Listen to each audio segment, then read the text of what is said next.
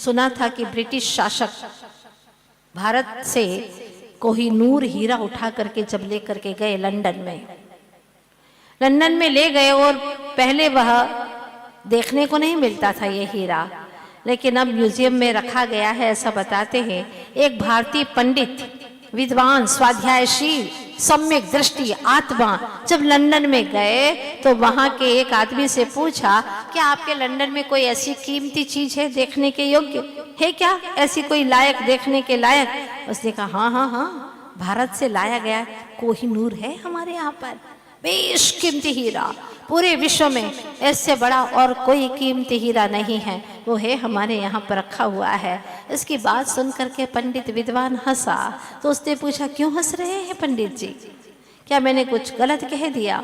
उसने कहा हाँ, मेरी दृष्टि से आपने गलत कह दिया। कारण ये पूछना चाहता हूँ कि हीरा कीमती है कि आंख कीमती है?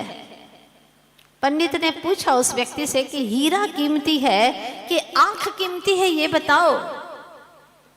उसने कहा, आपका प्रश्न तो बड़ा अच्छा है। आपने प्रश्न पूछा हीरा कीमती है या आंख कीमती है?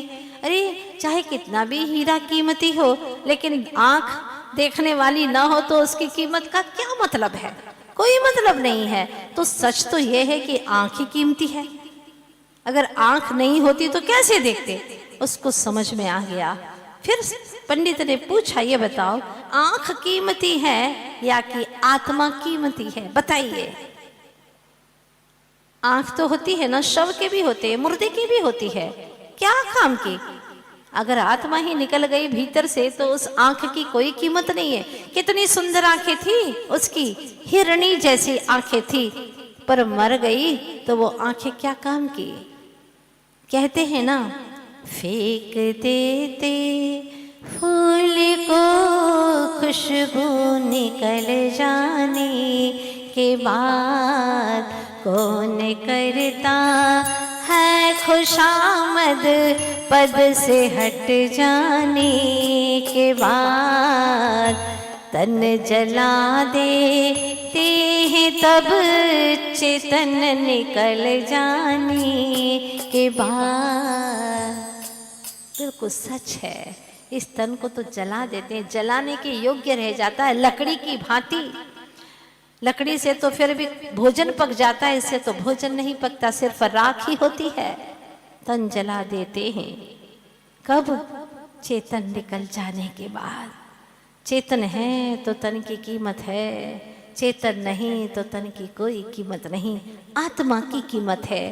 पंडित ने अपनी बात उसे समझा दी। हीरा कीमती नहीं है, जो संयम पथ का राही चेतन आत्मा है वह कीमती है। इस बात को समझना हर किसी के बलबूते की बात नहीं है।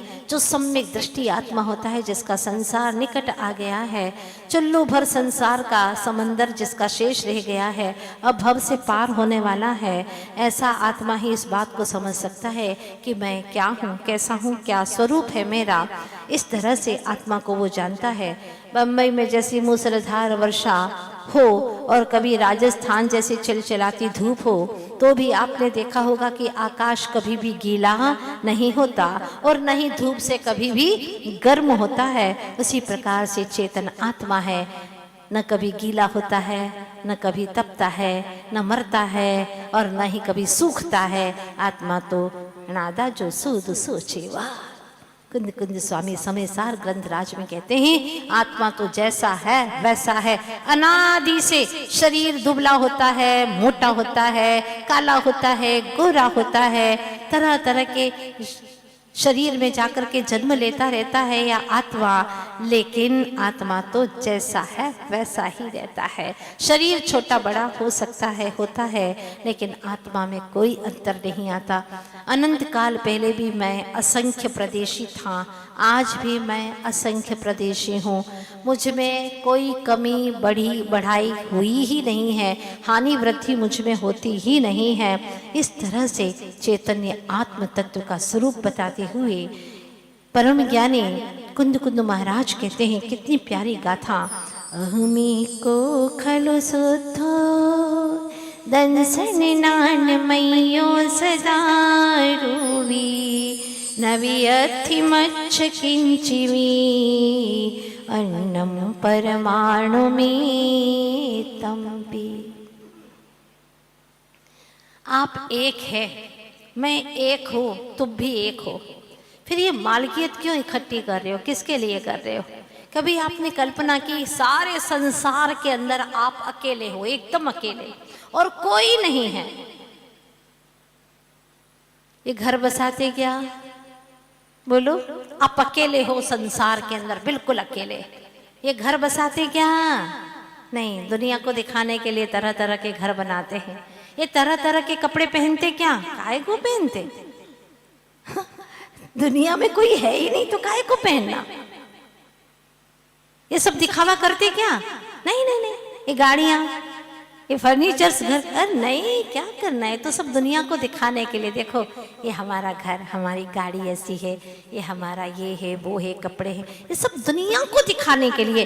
जिसके नजरों में, जिसके उपयोग में दुनिया है ही नहीं, ओनली सोल, सिर्फ आत्मा, प्योर सोल, शुद्ध आत्मा, उसको अब ये सब कुछ करने की ज़रूरत नहीं है। जो सम्यक दृष्टि अपने आप को आत्मा जान लेता है और मेरा कुछ भी नहीं है और अणु परमाणु मात्र भी मेरा नहीं है, ये जान लेता है, तो फिर वह चारित्र को अंगीकार करके निर्ग्रंथ हो जाता है। कोई ग्रंथि नहीं। अब क्या रखना, जब कुछ है ही नहीं मेरा तो क्या रखना? किससे मुलाकात करना, किससे राग करना, जब मेरा कोई है ही नहीं? हम एक को, मैं एक हूँ, अकेला हूँ। अब किसी के लिए मालकियत इकट्ठा करना ही नहीं है। आप लोग जो कर रहे हैं ना, वो उसको अपना माना है तभी कर रहे हैं। जिस बेटे को आप अपना नहीं मानते उसके लिए मालकियत इकट्ठी करते हैं क्या? नहीं नहीं नहीं, हमें क्या लेना देना, खुद कमाएगा खाएगा, वो मेरा है ही नहीं, मानता ही नहीं वो मेरा बेटा है। जिसको अपना मानते हैं उसके लिए पीढ़ी दर पीढ़ी के लिए भर करके जाते हैं, है ना? जिस वक्त अपने आप को अपना ज्ञान हो जाता है, बस वहीं से हमारा मोक्ष मार्ग शुरू हो जाता है, परमानंद पथ पर चलना शुरू हो जाता है। तिजोरी, स्वर्ण को तिजोरी में भर करके रखा है, लेकिन भूल गया है, पता ही नहीं है कि इतना स्वर्ण मेरे पास में रखा हुआ है, और अपने आप को भिखारी जैसा मानता है। जिस वक्त पता चलता है, कोई बताए, अरे तू क्या ऐसे भीख मांगता रहता, तेरे पास में तो तिजोरी में स्वर्ण भरे पड़े हैं, ईंट की ईंटें रखी हैं। हाँ, अरे बिल्कुल, आज तक तूने खोली नहीं तिजोरी, खोल करके देख तो सही। ऐसा ही कोई सतगुरु आए और हमें बता दे कि तेरे ज्ञान की तिजोरी में अनंत अनंत सुख, अनंत गुण के भंडार भरे पड़े हैं। चेतन, कहाँ रोता फिरता है जरा जरा से दुख में? दुख भी तेरा अपना विचारों का दुख है, कहीं कुछ भी नहीं है दुख। इसीलिए गुरु ने जब बताया कि तेरे भीतर में तो अनंत सुख, अव्याबाद सुख का भंडार भरा पड़ा है, बस उसी की खोज में लग जाता है, चारित्र के पथ पर चल देता है। जब वो जान लेता है कि मैं अरूपी हूँ, सदा अरूपी अ निकलेगा। अरूपी, अरूपी का अर्थ ना रूप है, ना रस है, ना गंध है, ना वर्ण है, ये कुछ भी मेरा नहीं है। काला कौन है? शरीर है, तुम नहीं हो। गोरा कौन है? शरीर है, तुम नहीं हो। मोटा शरीर है, तुम नहीं हो। बस इतना ही तो जानना है। वो तो हम जानते हैं, माता जी बहुत अच्छे से जानते हैं और दूसरों को समझाते भी हैं, पर मानते नहीं है। क्या मानते नहीं हैं? ऐसा जो स्वरूप है वैसा स्वीकार नहीं करते। बस यही दुख की बात है।